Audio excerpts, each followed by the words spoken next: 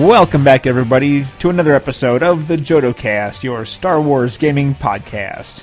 This is episode 57. 57, really? Oh, alright. And my name is Evan Lewis. I am, of course, joined by Leo Andri. Here I am. There he is. And Joe Latovsky. Hey! Is that your catchphrase? Hey! You guys. Nice. You have to. As you stated last time, you have to say that. And we've got... come up with a new catchphrase. I don't know why, I've been stuck on "Hey Now" from the Larry Sanders Show for the last 20-odd years. But we've got some new patrons to announce, which is awesome. It's always... Is that what is that the soundboard noise that we should have is yippee from Phantom Menace? Because, you know, that's everyone's favorite movie. Deep down inside, that's everyone's favorite movie. But, yeah, we're always... Either that or the soundboard of Georgia going, Muy, muy, I love you. Gosh. They should just get an email with like an MP3 file in it, and when they open it, that's how it is. Yes, that's a great idea. We'll add that to the patron reward list. An MP3 of Jar Jar Binks. Wonderful. Anyways, so those patrons who apparently are going to start receiving spam messages from Jar Jar. Or we'll just find their phone numbers and call them at like 2 in the morning with that. Hang up. Great. Yes, this deal just keeps getting better all the time. So we have to give big special thank yous out to both Kurt Larson and I'm going to get this so wrong and I'm sorry and you're going to yell at us and tell me how wrong I am, but at least it'll be me and not the other two.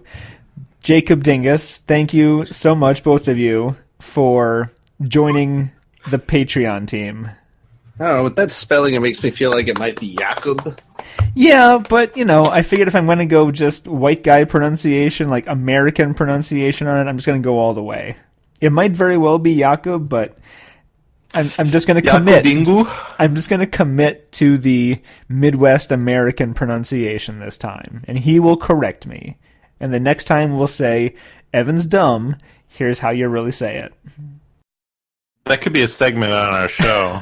Evan's dumb. That's how you really say it.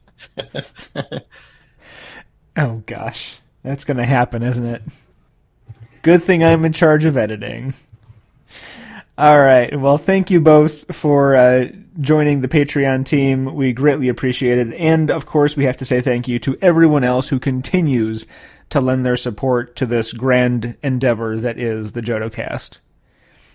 And now, let's talk about what we've been playing.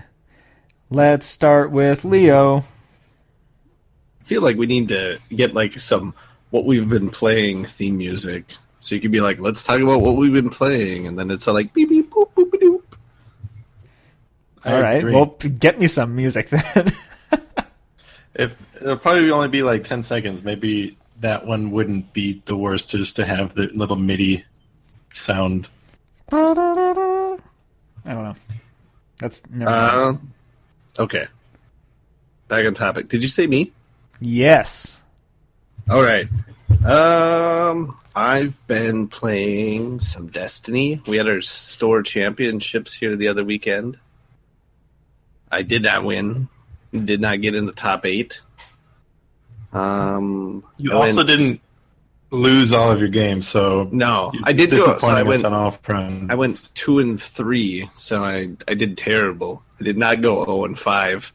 I did not make. So I didn't meet the goal I set for myself, which was to lose every single game I played. Hooray! I had... Let's see, what did I play? I played Politique, 2 First Order Troopers, and a TIE Pilot.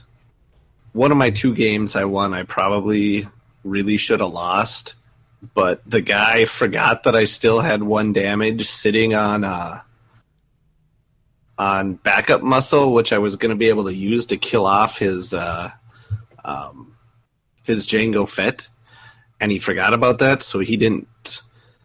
So he had a play where he could have, or he got some shields, but he put, rather than putting them on Django, he put them on his Aura Singh that he was also playing.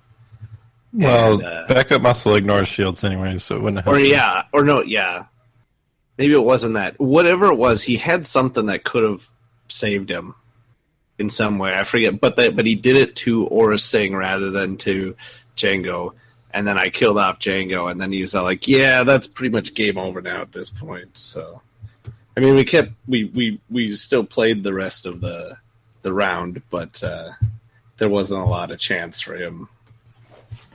Well, I mean, you certainly did far better than I did in the LCG store champ, so way to go. Good job representing us. Yay, me. Yay, you. What else you got, or is that the pinnacle of your playing? Mostly. I guess I've still been playing a little bit of... I'm still playing that Galaxy of Heroes. Like I said, I guess it's at least something to kill time, so that's cool. Cool. I still have yet to try it myself, but one of these days I will probably get around to it. Okay, Joe, you're up. I've been playing a little bit of Battlefront, still trying to hit rank 100 before Battlefront 2 comes out.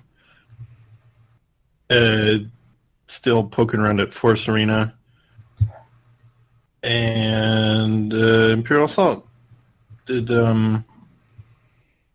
We had our store championship. I don't think we've recorded since I had the Imperial Assault store championship, did we?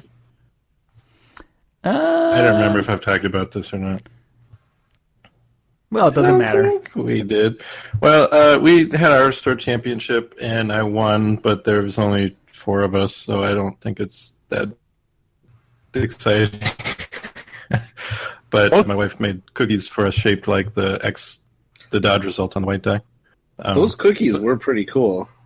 I was wondering if those were you or Bethany that made those. Yeah, Bethany made them. And it took forever, and she did probably 90% of the work. But we were up until like 1 in the morning. A long time to do. It takes me anywhere between 1 and 3 hours. Then I get to play with it. You spend this time decorating these cookies, and then people just eat. I think I could handle it if I painted a mini and then someone just ate it. And that was it. But that was a new local player who turned out, which was cool because it's nice getting more people. Oh, that's awesome. I mean, it's always awesome to get more people into it, even if it brings down the chances of getting those prizes yourself. But well, there was only 4 of us, so getting the prizes wasn't really a worry. And I've been keeping up on the Imperial Assault campaign. We're 3 missions into the Jabba's Realm campaign. I was going to ask you a whole bunch of questions about the campaign, but something tells me I'll be doing that in a minute. But I guess I can ask you if you've noticed a big change in campaign and how they're doing it now with these expansions. That kind of the same way that skirmish has evolved. Has campaign changed at all? Yes. The only campaign I haven't played is the Bespin Gambit, but so far Jabba's Realm seems like it's improved a lot, even after we've only played about 3 missions. All right.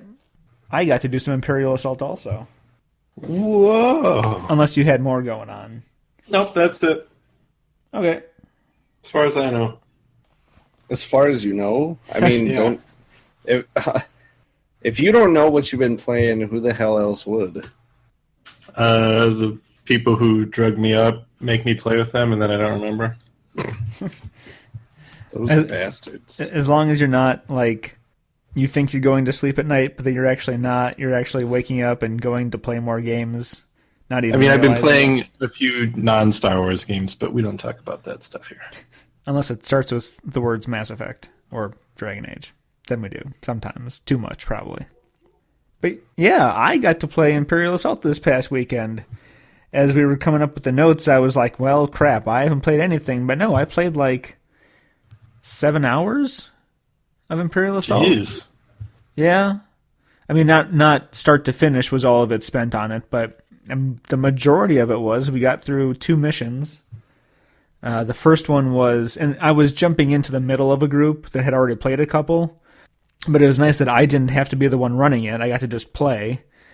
But I was still, looked at for, like, is this rule right? And I'm like, oh, I think it's right. I should probably ask Joe. But, yeah, I got to just jump in and grab a character. Well, the thing about rules in campaign is it's not that big of a deal if you get it wrong, as long as everybody agrees. Yeah, that's kind of like how we ran it too. Kind of just going with the RPG style of, sure, that seems reasonable. Let's do it. Yeah, that's usually the better way to, if there's a dispute, to lean towards what makes more sense thematically, even if maybe the rules as worded might indicate something else. If there's like something that's questionable. Well, we did have a good time. You were right. We should have had 4 characters for the Luke mission, but in the end, it was really just decisions that we made that led us to defeat, rather than just being overwhelmed. I mean, we were overwhelmed, but it was because we made poor choices. He chose poor. Yeah, we did. So we lost Luke, but then we played the next one, which I don't know if there's like a number on it, but it was defending a base, I guess, from Imperial forces. Where you got the 5 rooms? 6 rooms, I think. Oh, I think I actually remember that one. Yeah. And so you have to have a non-wounded character in each room if there's a bad guy in there. And we managed to hold off by the skin of our teeth, which, makes for the best game. You don't want it to be too easy. And I was playing as Gideon, and I was like, how did no one choose Gideon? Like, he's great for this. Why would you not? And no one was Jin either. I'm like, how did no one choose Jin for this? I don't want to see Jin in the campaign anymore. You mad, bro? Yep. I remember those stories. So what's the main topic today? Well, funny you should ask that, because, and this was not, we had chosen this topic before I was able to actually enjoy it this weekend, but it is... Sorry. That's a coaster sticking to the bottom of my glass after I lifted it up and then falling down. Happens to the best of us. I thought you were just that excited for the topic, which is Imperial Assault campaign for beginners. How to get started. We did the skirmish one quite some time ago, and people seemed to really enjoy that one. At least we had a lot of downloads on it. And we thought, well, and other people had asked for... People might have just downloaded it to throw it away. It's possible, and that's fine, too. It's like, They just like clicking and dragging the MP3 file into their recycle bin. Ha! It's like on a college campus where you just have people handing things out, and they're like, here, you throw this away. Maybe we should try that. We'll put our shows on to flash drives and hand them out at game stores. You never know. No, we got to put them on CDs. Those are cheaper. All right, so Imperial Assault campaign for beginners. It's going to be a lot of the same questions that we had on Skirmish, but lots of people have said that the way to learn the game is through Skirmish, because the sides are pretty much the same. There's not a lot of extra mechanics that you need to learn. Skirmish is definitely simpler, and I mean, there's a few rules that are only in Skirmish that aren't in campaign, and vice versa. Well, there's a lot more that's only in campaign, but I don't know if I would say start with Skirmish. I would just say start with the tutorial level, because that's what it's there for. Okay. The only thing is, I think they fixed it or changed it, but the tutorial level, the win condition, regardless of what it says in the book, should be just kill all the Imperial units. Otherwise, doesn't work very well. But if you play that, that actually helps you learn the game. Hopefully, in the near future, I'm going to have a tutorial to learn how to play Imperial Assault skirmish, and most of the basics will apply to campaign. Like moving and shooting and all that sort of stuff. So whenever that video's up, you could always go watch that. That might be a way to learn. But playing the tutorial level I would recommend it if you're all starting brand new. If someone has played before, it might be easier for them just to teach you how to play real quick before you start. But you probably don't want to learn to play in the first mission, because then the rebels might lose that mission because they don't know what they're doing. Unless everybody doesn't know what they're doing, then it might wash out. But So I guess a question that I think we had this question maybe a year after the game came out. People were wondering if this was at all related to the RPG, because miniatures and RPGs go hand in hand, and there's a story sort of built into this game. So how does this fit with RPGs, if at all? I would say not at all. Well, it does have a story, but player choice isn't. yeah, I think more I would say it's a role playing game in the sense that most role playing video games are considered RPGs. In that you're not really playing a role. It's just if it's all like, oh, you level the character up. I suppose. People are like, oh, it's an RPG. Yeah, you gain XP and buy equipment and all that good stuff, but you're not in the sense of role playing. You're not like crafting your character's backstory and making decisions that affect where the story progresses. There is a story that you play through in the campaign, but it's mostly just there kind of for extra flavor. And depending on who your Imperial player is, he may ham it up and really get into this little story bits, or they may just totally gloss it over just so you can get to the fighting more. I think it makes it more fun if you try and describe what's happening story-wise, especially when the gameplay mechanics don't line up with anything that would make sense story-wise.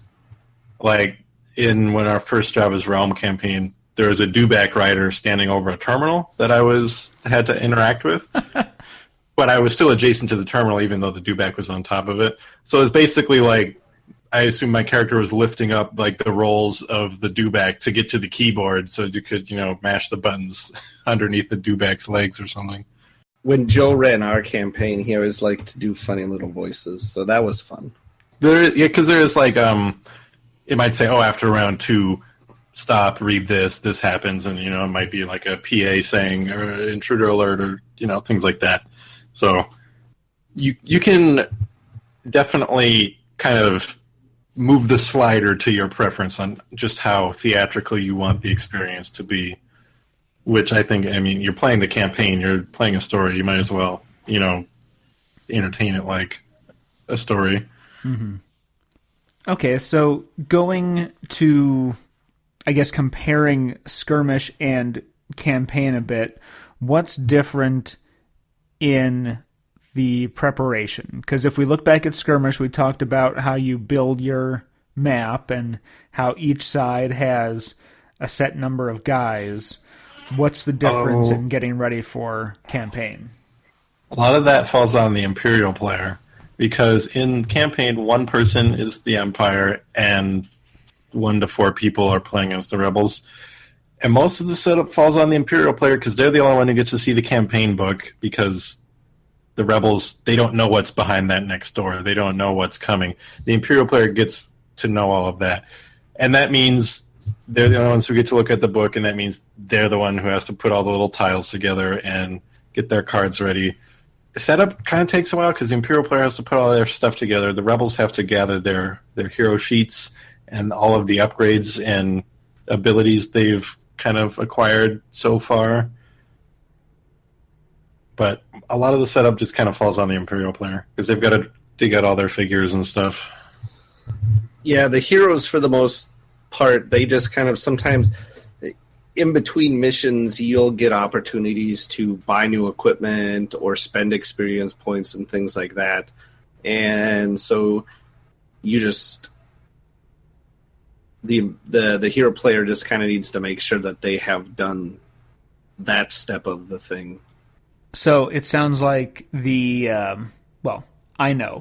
People that don't know might be thinking that the Imperial player is very much like a game master, dungeon master in RPGs, but the difference really is that you are trying to win yourself. You're not just trying to run them through the story and make winning difficult for them, but they'll get it eventually. You're out to get that's them, another right? thing that the Imperial player needs to decide to do. You absolutely are out to get them, but if they're out to have a fun story and not be like super competitive about it, you might need to tone back how much you're trying to win.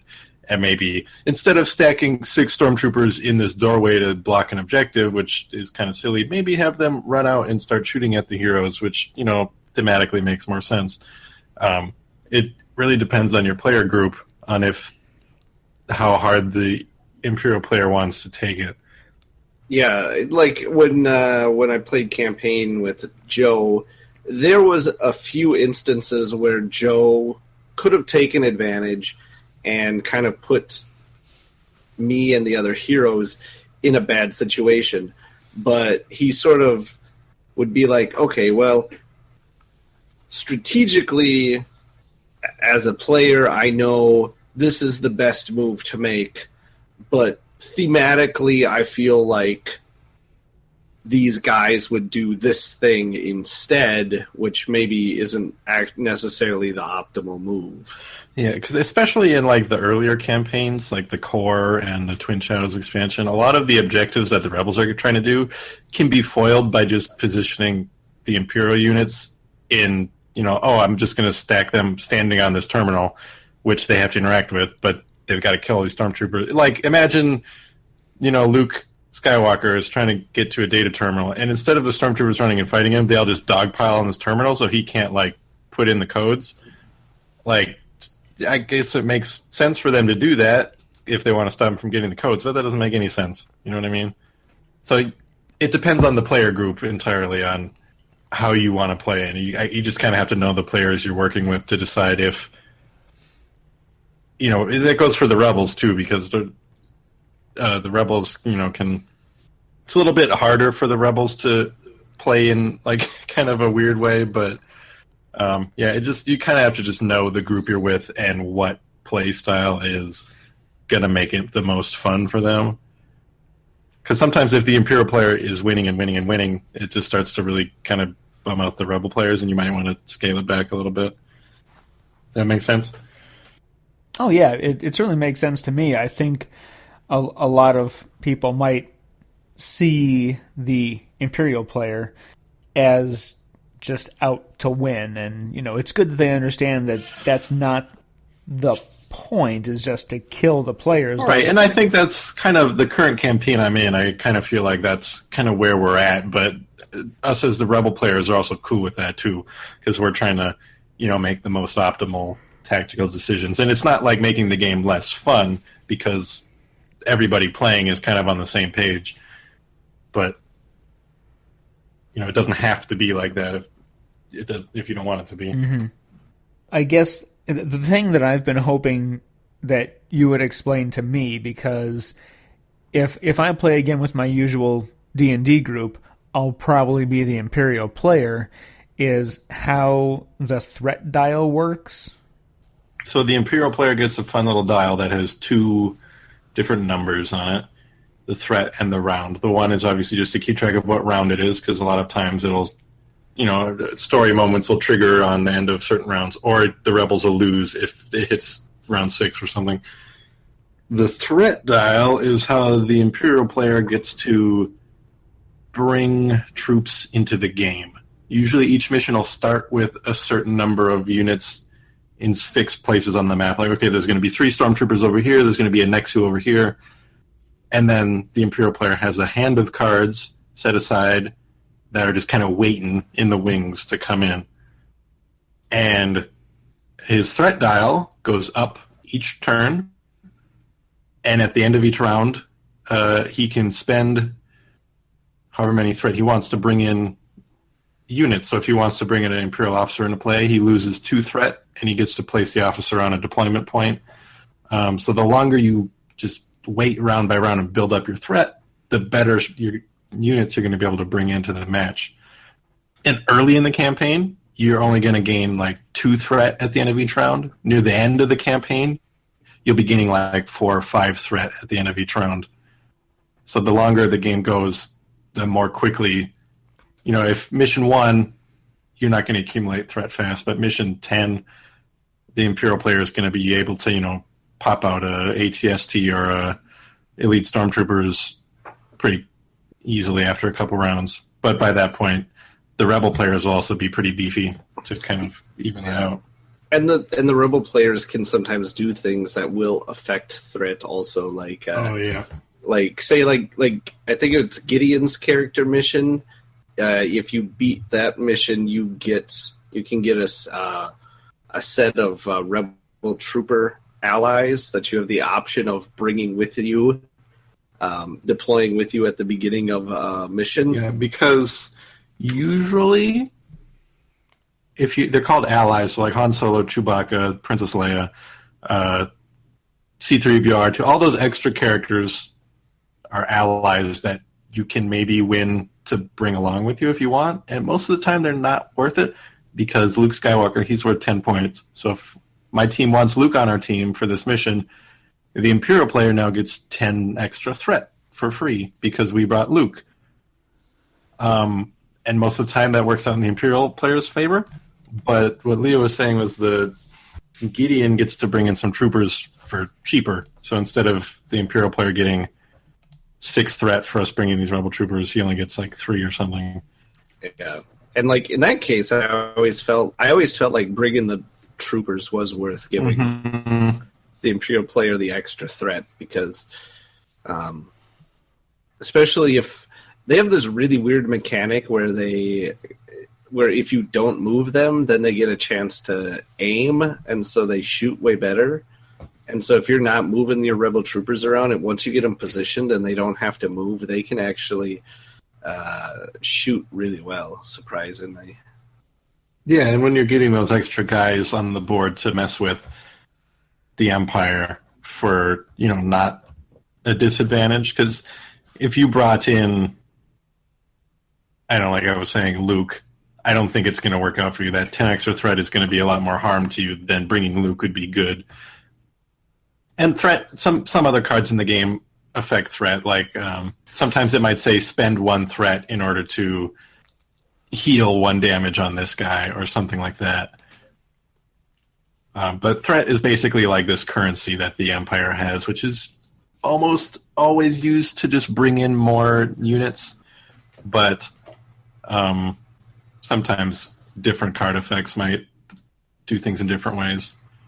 Again, in Skirmish, we had particular cards for every single character that you would play as. And I know that with the villains, they're essentially the same cards, but the heroes are very, very different. So what would people be seeing on either side that is either the same or different? There are a couple units that have a different... So I guess in Imperial Assault, there's heroes and everybody else. Heroes being the Rebel characters that are only in Imperial Assault. Luke, he's not a hero, he's an ally or something. Heroes are like Gideon and Diala and Biv. Jin.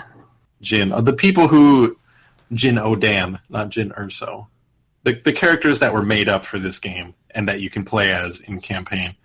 There are some characters that have a separate version for campaign and for skirmish, like the Elite Jawa or Obi-Wan Kenobi or Agent Blaze. And those guys will have 2 cards, one with different ability, depending on if you're playing skirmish or campaign. But if the heroes in campaign are entirely different, because they kind of go by their own set of rules. They've got a big, like, jumbo-size card you get to use, and most of their abilities come from upgrade cards you get along the way, rather than just being printed on their card.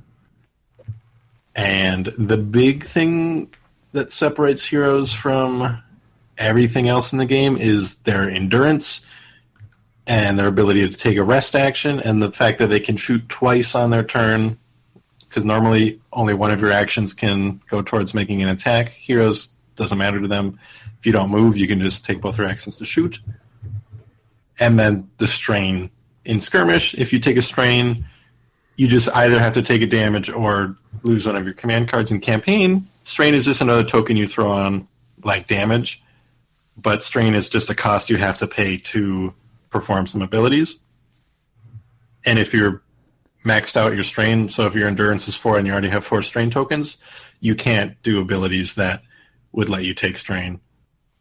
Yeah. Plus, there's also the fact that for heroes, when you take enough damage to hit, to use up all your health, rather than that character dying, instead you flip your card over, and they're wounded. Then they're wounded, and now your you have stats change. Yep, and you have a slightly less powerful version of your hero, but you would essentially start over again now with a whole new health pool and stuff. Too. The heroes get like 10 to 15 health or whatever. I think one of them has 20 health, but he also doesn't have a defense die. So the heroes are...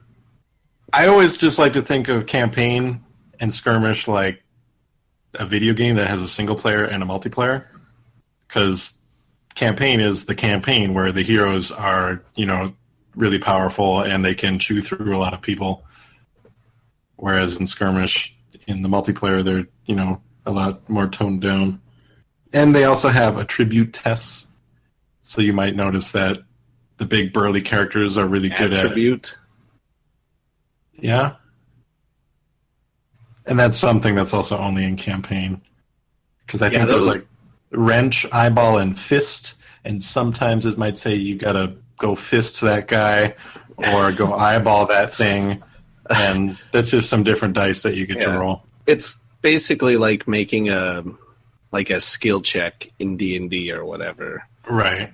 Like sometimes to get through a door, maybe your character can either make it's almost like a strength check or like a mechanics check, whether it's either going to be like the fist or the wrench or something like that, Yeah, and obviously different characters are better at different things, and that just shows you what color dice you need to roll. And if you roll a surge, you've succeeded. And when you get wounded, those change, and usually you'll see a lot more red dice in those skill pools, because red dice only have 1 surge, so you're going to be a lot worse at making those checks after you're wounded. Okay, and another thing that you might have already touched on a little bit, I know you mentioned it briefly, but you said that with this game, your characters do level up, and they do get new gear, and there's a couple ways to get equipment, if I'm not mistaken, or am I just thinking... There's like one way. Well, yeah, I mean, you can get the stuff from the crates. Right, but that goes away at the end of each mission. But it's still a way to get some equipment, at least for that mission. Yeah, I have a hard time with the crates, because in each mission, there are crates lying around that you can open, and there'll be a random item inside that you can use for the mission. And at the end of the mission, you'll get 50 extra credits for each crate you've opened that mission. But a lot of the times, it seems like every action you take as a hero is so important. Just running over to open up a crate is like so wasteful. Yeah, and really the items you get out of those crates usually aren't that useful, I felt like. Yeah. I mean, maybe in some of the other campaigns beyond core, they add some better items, but in our last mission, we kind of figured that there was nothing else we could do, so we ran and grabbed one crate, and it turned out to just be one that says this card is just worth an extra 100 credits at the end of the game, so 150 because you normally get 50 for a crate. Well, okay, that one is actually pretty good because that we didn't need like a grenade or a health pack or something. But I find it I always wish we opened the crates because I want that credits, but if I open that crate, then I'm not doing the objective, and it's tough. I guess when everyone is playing like as optimally as possible, it's really hard to spend an action going after crates. But otherwise, at the end of each mission, a little bit better. I think she has an ability that helps with that, but because you get to look at 3 cards and pick the item you want instead of just drawing whatever's off the top of the deck. But otherwise, at the end of each mission, you'll spread out. There's tier 1, tier 2, and tier 3 items. And depending on how far into the campaign you are, it'll tell you which items you get to look at. And it used to be 6 cards you get to look at. But recently they changed it to say you get to look at half of the items in each tier that you're allowed to look at, which is a lot of cards compared to 6 cards. Holy crap. Because so many new item cards have come out in these expansions, it's just now you actually get to see them all, and you're not stifled by we've got 400 credits and all the items we drew are 450 credits, so we can't even do anything. Mm-hmm. I think that was a really good change. But at the end of each level, you basically just get to go shopping with whatever credits you have, and usually at the end of each round, you get 100 credits per hero, plus extra if you actually won or collected any crates. And the items are things like E11 blasters, DH-17, combat jacket, personal shield, just Star Wars stuff you'd expect to see. Death hammer. Vibro sword. Yeah, death hammer. What? There's a gun called a death hammer, and it's a death hammer. Oh my god. Okay. Especially when you can give it to Jin. Because we had Jin with she gets an ability, or was it an ability or was it another item that she had that let her carry 2 blasters? I think you can always just have 2. Well, yeah, no, but she was actually able to carry them and switch in and out during the mission. Well, you can always just pick which weapon you're making an attack with if you're carrying more than one. But I think what she had, this is a long time ago, was she could use the abilities on one gun while attacking with the other gun. Oh, yeah, that's right. That's right. She could use the surges and stuff off the other blaster even while shooting with the one. So she could use the death hammer for its crazy damage and still use all the way better surge abilities off the other blaster she was carrying. I think she had a DL-44 or something like that. I want these characters to show up, just a side note, in the LCG. They're pulling in characters that Fantasy Flight created for the RPG into the card game. Why don't we get these other characters in the Fantasy Flight Star Wars universe? Because I think their characters are really cool, even though all you get is basically what they look like in their name. Well, and they have certain innate abilities. Like a Gideon card would probably be really heavy on applying tactics to someone. Oh, and I suppose each character also has their own personal mission that may or may not show up in the campaign, which is kind of neat.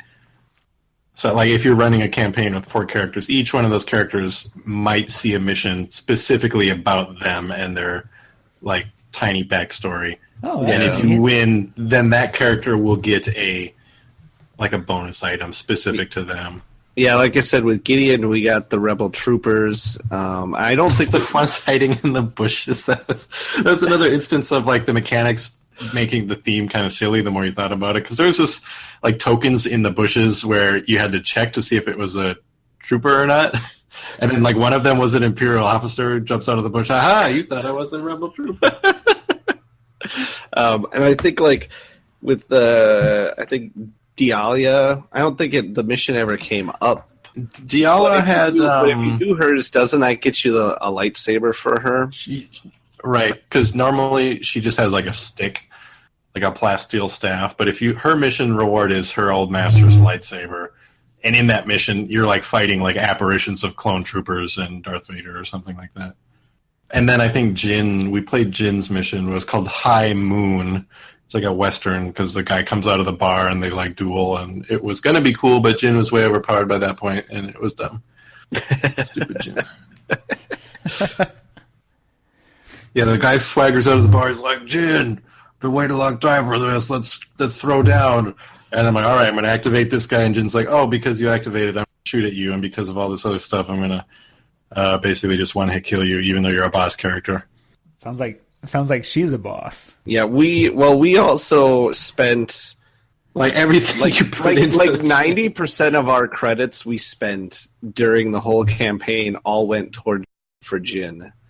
She was like 100% kitted out with all the best stuff. Well, and she had her special award and a different award from a different mission that was kind of similar that let her like shoot out of turn, but yeah, because we had like some kind of holster that would let her interrupt, and and then her own ability that would let her interrupt, and something else that let her interrupt. So basically, Jin just sort of like stood there, and if she saw you, the Imperial player, like doing anything, she was all like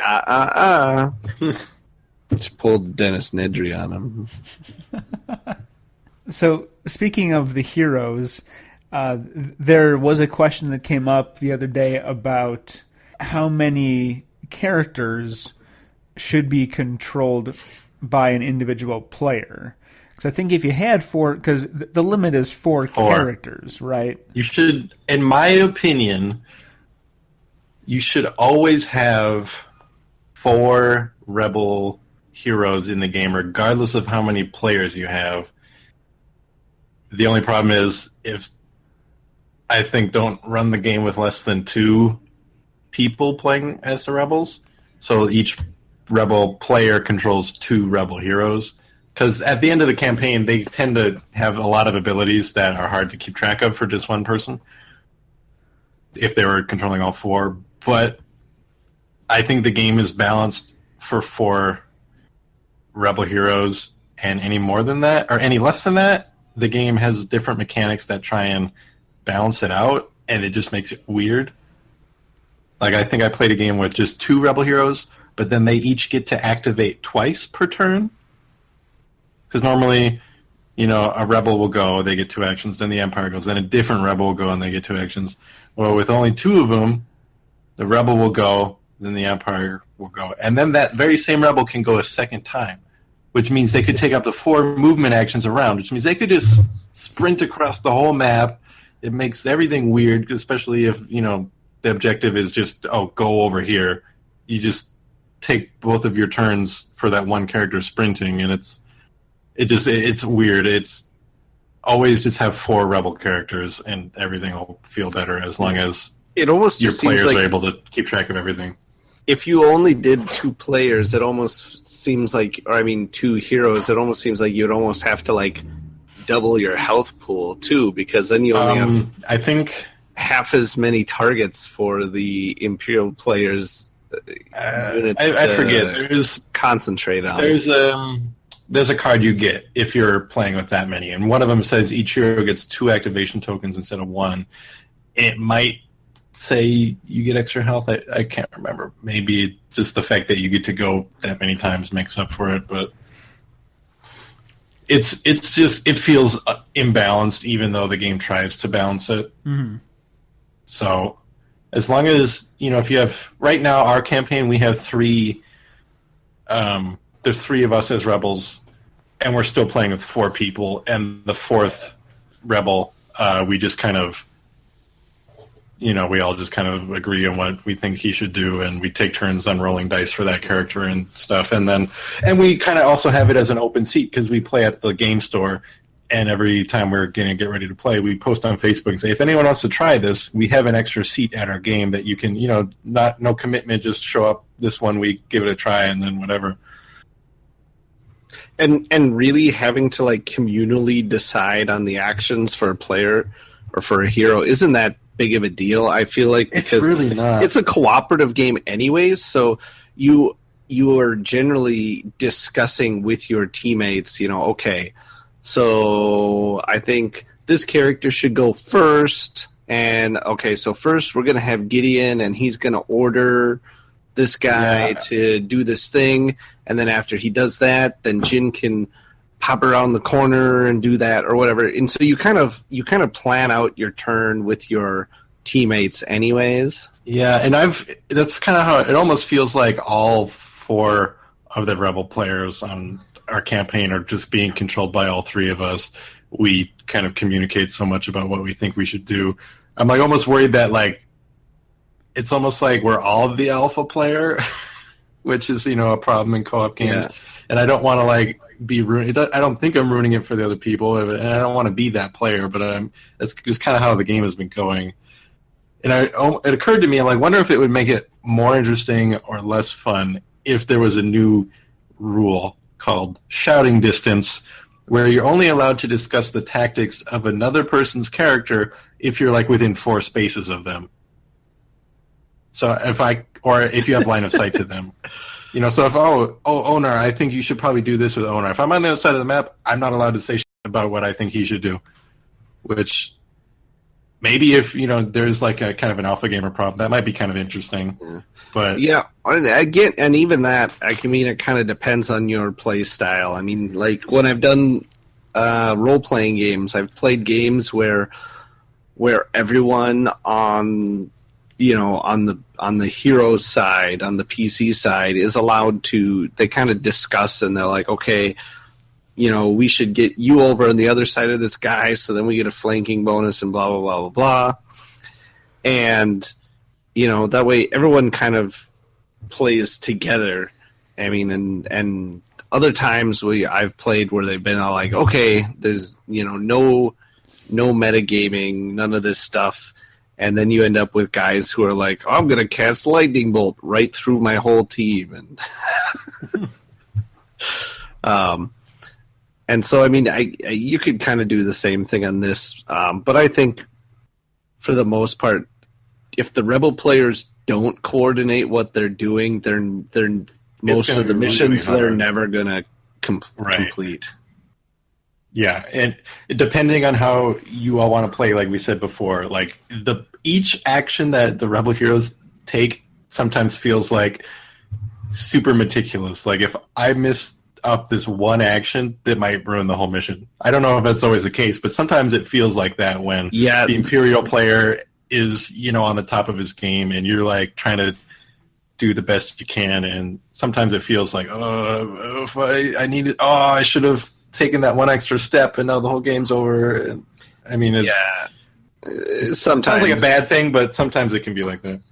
Yeah, there are a few missions where you're like counting rounds and the number of actions, and you're like, okay, to do this, we need to, it's like there was a few missions where the only reason we were able to complete them is because I was able to like use Gideon to tell Jin to run towards the terminal on his turn, and then she still had her action on her turn to run over there and then hit the terminal. And so with some of that stuff, it's just you have to plan it out. You have to coordinate with each other, especially on timed missions. Like if it's like at the end of round 6, the Rebels lose.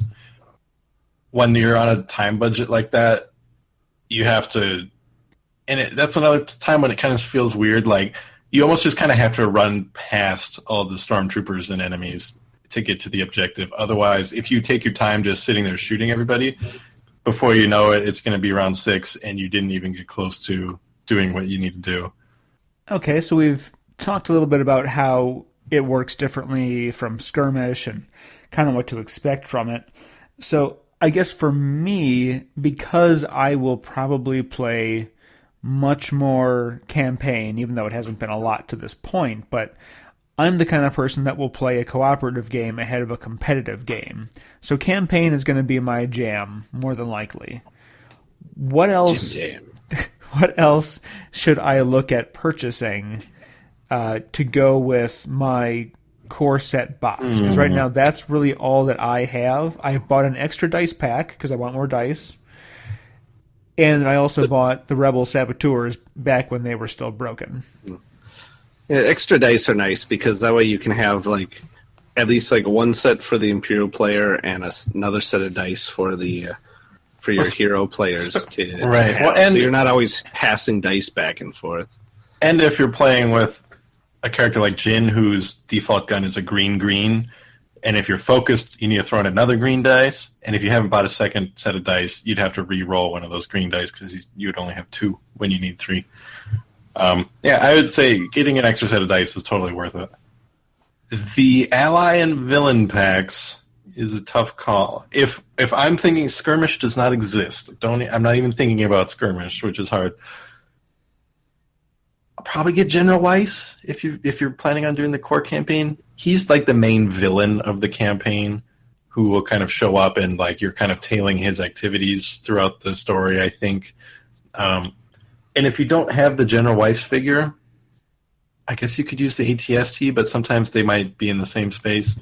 But there are figures that they just give you a token for. And having a token on the map is not nearly as cool as having a figure on the map. And that's really the main reason you'd want to get any of the figure packs is just to replace those tokens with figures. Besides that, they also include more missions. You know, if I bought the Chewbacca pack, in addition to getting the Chewbacca token, it also includes a new side mission that you could slide into your campaign. But to be honest, the purchasing of the extra figure packs, I think, is a lot more important for skirmish players than campaign players. Campaign players can get by with just the boxes. Yeah, but I feel like if I bought the game for myself, it would be like Evan.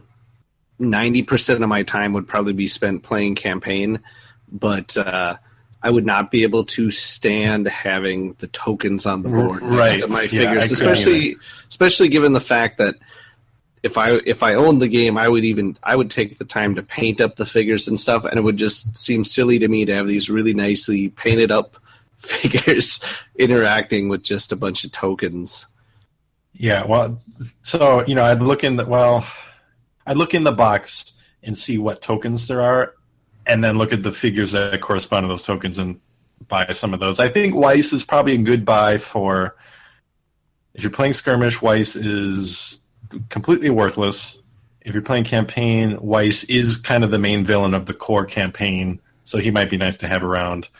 I think Han and Luke and IG-88 show up in some story missions. Sometimes these figures show up in side missions, which may or may not happen. But when they show up in story missions and you're like guaranteed to run into them, it's nice to have. So either read ahead and spoil it for yourself, or have the Imperial player double check the story missions to see which of these show up. I'm almost certain that Han Solo and IG-88 show up in a story mission. So, like, you're guaranteed to run into them. I think Luke I seem to remember there was a story mission where we have to, like, rescue IG-88.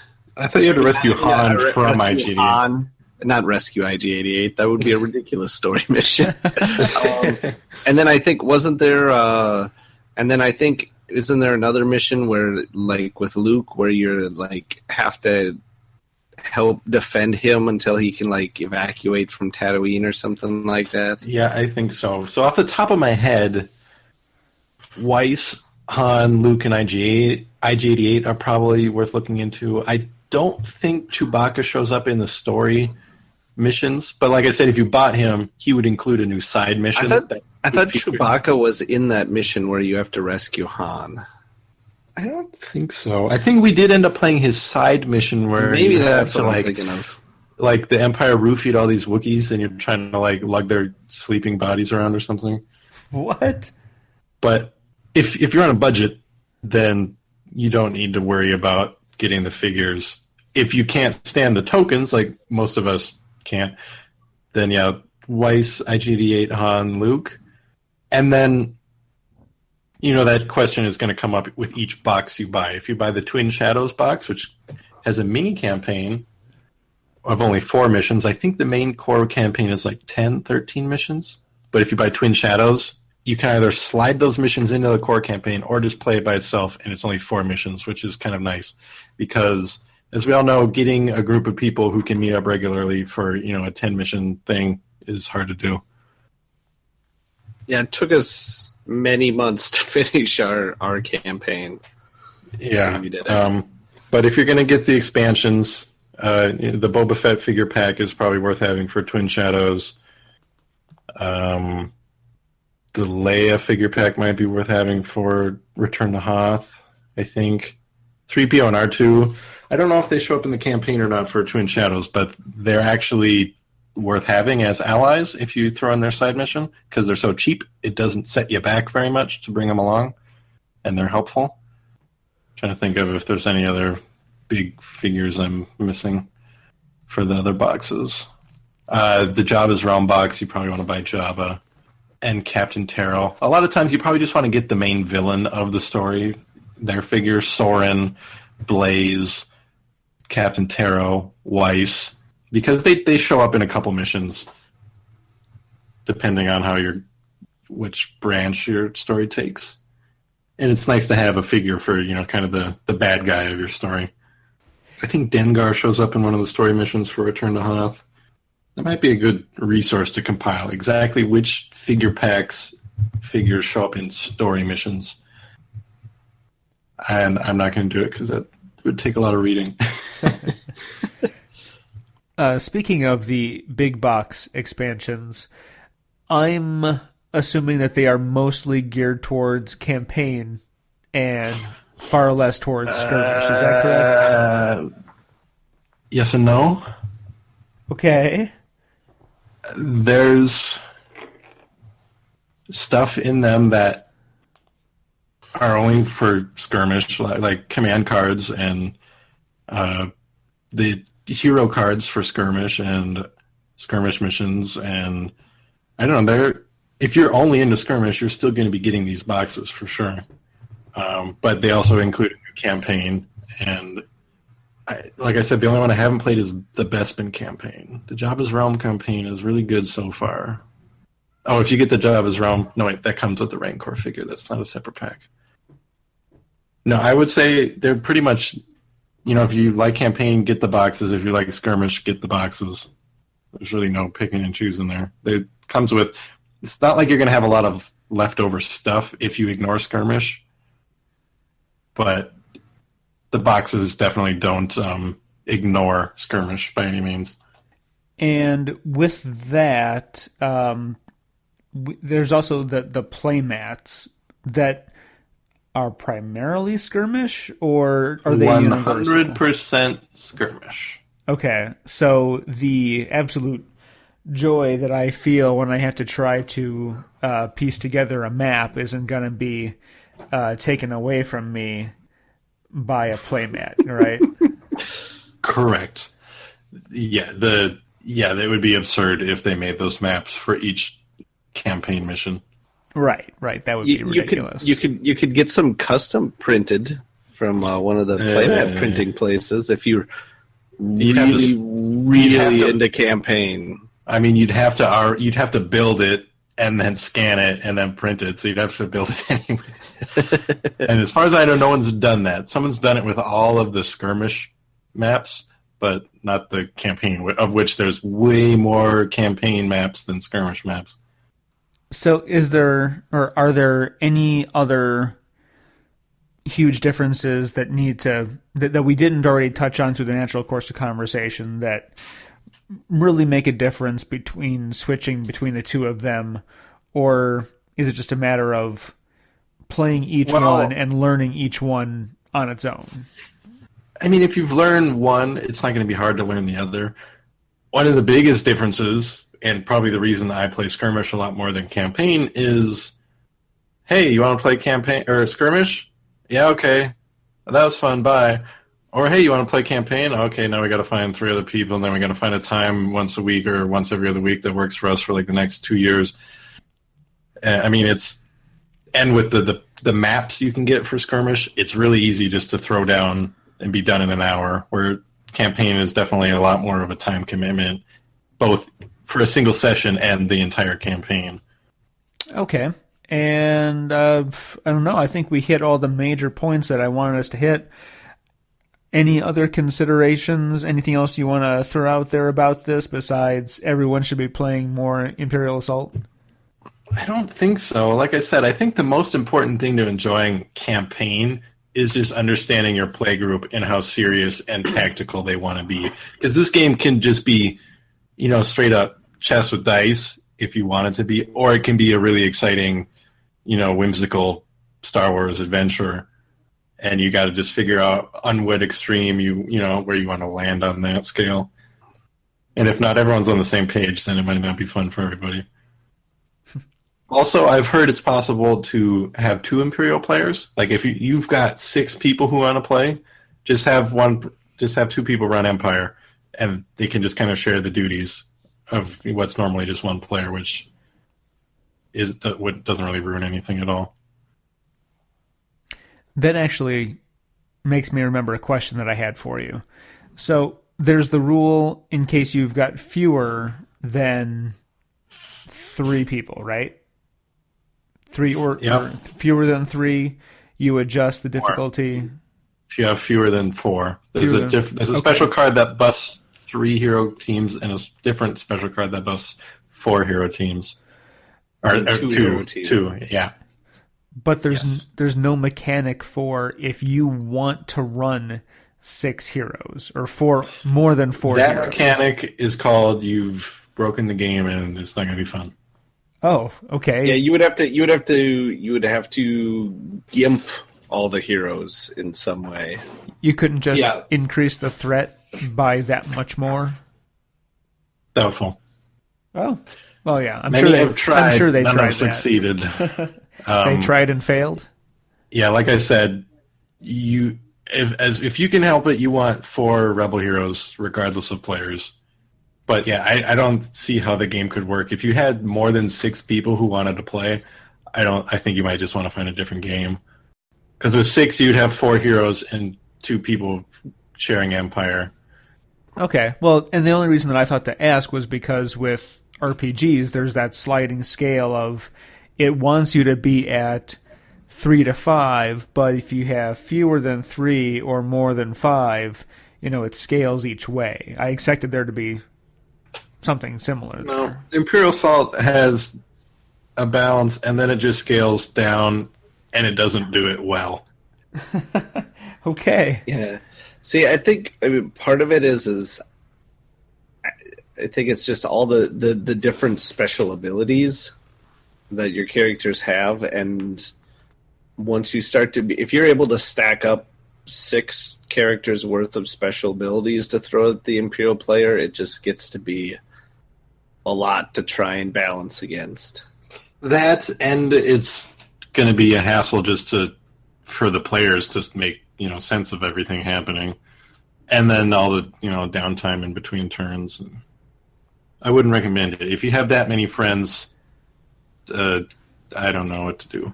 Play the RPG. It's never happened before. No one has that many friends. That's true, especially not us. All right. Well, I think that's probably going to do it for our quick look at starting Imperial Assault campaign. And the next expansion that comes out this fall, Heart of the Empire. Really excited about that one. Oh, Takes place on Coruscant. Like, I'm assuming before the events of Star Wars Rebels.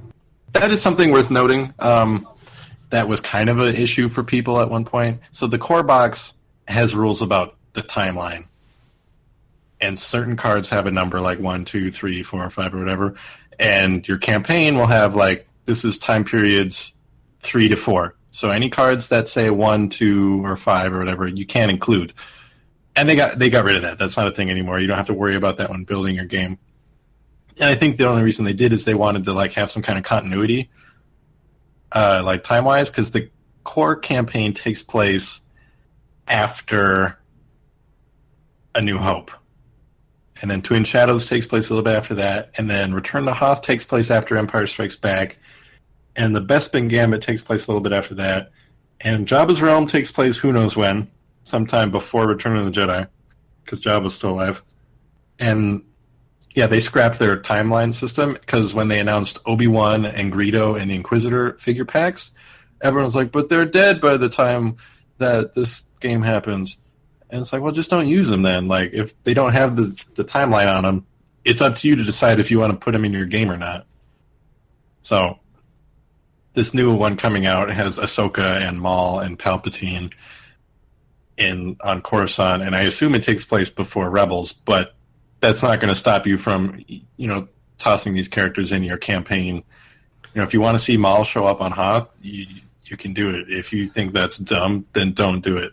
Like, oh, man. For some reason, this was hard for people when that change happened. I was just thinking, trying to paint Maul or Ahsoka's tattoos are gonna suck. Yep, I made sure to tweet that to Sarastro. If you're listening and you like Imperial Assault and think about painting, just look up Sarastro on YouTube. He's the only reason I learned how to paint. I told him, I'm going to leave this up to you to teach me how to do. And he's like, okay, challenge accepted. So I'm definitely not painting Ahsoka or Maul until after Sarastro shows me how to do it on YouTube.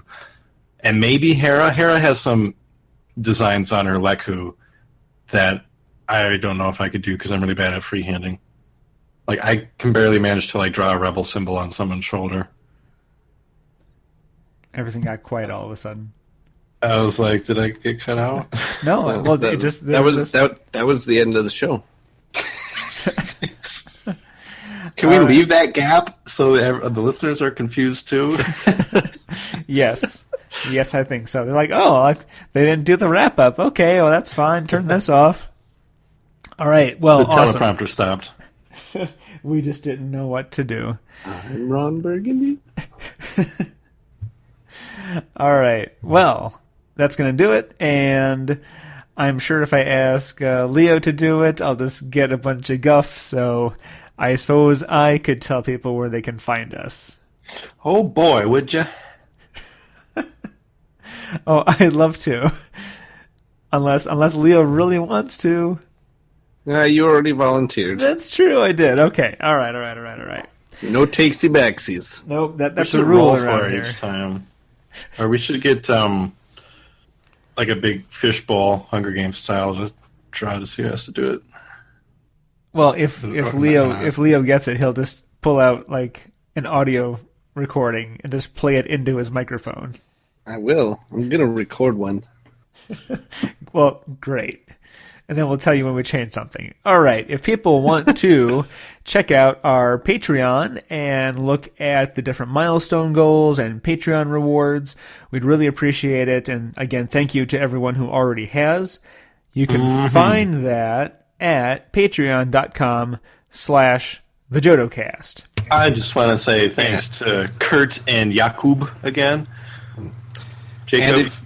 And if you were a patron like those two and all the rest, you could be getting one of the new custom Rancor cards that we just designed for Imperial Assault. Yeah, you can find an image of that anywhere the JodoCast lives, I guess, except on our website. I don't think we put a picture on our website. Maybe we should do that. But I am really excited about this card because Leo's art is way cooler than the art that's on the official Rancor card. Oh, God. The official Rancor card is so ugly. It's pretty bad. I'm really excited to get these in the mail. So if you're a patron, you get one of these.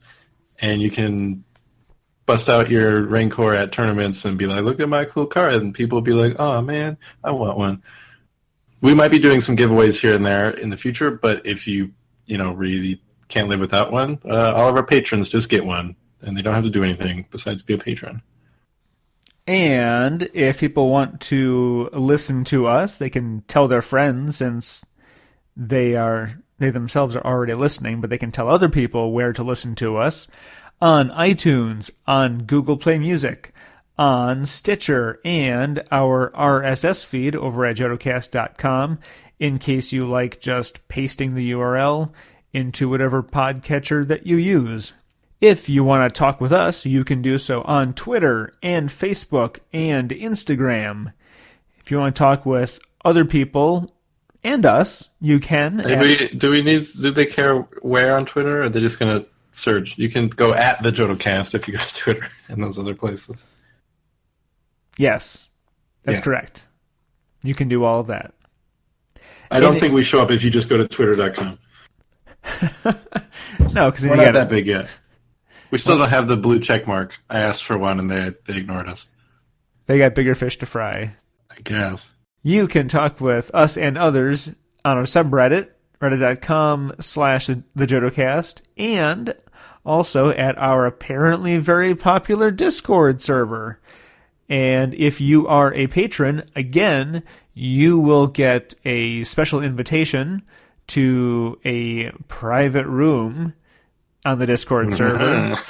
But you don't have to be a patron to enjoy the Discord community. You can just follow the link on the website at jodocast.com. If you already have a Discord, you can just join our server, and Bob's your uncle. There you go. Disclaimer, Bob's not your uncle. I make the claim. I don't want to get sued if someone joins and it's like, where's Bob? I claim that everyone has an Uncle Bob, even if their name is not, in fact, Bob. But everyone's got that uncle. And if you want to watch us, you can do so on Twitch and YouTube, where we've got... Oh, what do we have? We've been doing some Lego Star Wars streaming. We've been doing some Battlefront and some Force Unleashed. And are we going to see some Super Star Wars from the Super Nintendo? Maybe. Echo. Okay. I don't know. It turns out my mute was on my mic because I was rearranging some shit on my desk, so I'd muted my mic. The one time that you actually do use the mute button is when I'm addressing you. I forgot to unmute. There's some Imperial Assault videos that I'm actually pretty proud of that have been up lately. And I got a new comment just before we started that I think we should all appreciate. Not my words. These are the words of the welcome Matt. Once these comments load. Since we don't actually get reviews on iTunes that we can read on here, I'm going to read this comment. Excellent. He says, of one of the Imperial Assault videos, "This is amazing. Best channel for Imperial Assault playthroughs. Love the close-up and humor inserts! !" Wow. And if we can trust anybody's opinion, it's the welcome Matt. That's pretty awesome. So, thank you, welcome Matt. If you wanted the best Imperial Assault videos on the entire internet, you can just check out our YouTube. Although some other person said that he doesn't want to watch anymore because we're not serious enough and we make mistakes. Wait. You're not serious enough playing a Star Wars board game. That's serious stuff to many, many people. I'm sure a lot of our listeners take these games very seriously. Oh, all right. Well, you know what? We've never claimed to be the hardest of the hardcore. It's hard to be when you try and also play everything. Yes, that's very true. Good point. You know, we're making the sacrifice for our listeners. We could be world champions, but we've chosen to instead spread out our time amongst different games, which, you know, means we don't get to be the best at any one game. But we're kind of okay at a lot of games. So I was thinking about this yesterday. I was wondering to myself, like, how we would be categorized, because I guess I don't really, for most of these games, I don't really consider myself like a casual player, at least for most of them. But at the same time, I'm not like hardcore either. I'm like this weird in the middle kind of. Like someone who's like really into it and really deep and understands it, but also doesn't care. You know, like I'm like a non-competitive hardcore or something like that. Right. And as we've mentioned before, jodocast.com is the official website of the JodoCast. and you can find all of the videos with links and all the podcasts, all the different shows that we have, and some articles. Some It's been a while articles, since yeah. there's been articles, but they're you there. might be able to find some if you dig deep. And of course, our patrons are all enshrined in the Hall of Glory. Yes. And if you're desperate to shoot us an email, because that's people still email, you can do so at show@jodocast.com. But you have to let us know elsewhere if you did, so that we don't just trash it with the rest of the spam. Float away with the rest of the garbage. Exactly. I just deleted what was it? 22 pages of spam today out of our mailbox, and I think that's gonna do it. Unless there's anything else. Anybody? Nothing? I didn't think so. All right. In that case, good night, everybody. Go out and buy Imperial Assault and start playing it right now. You can turn this off.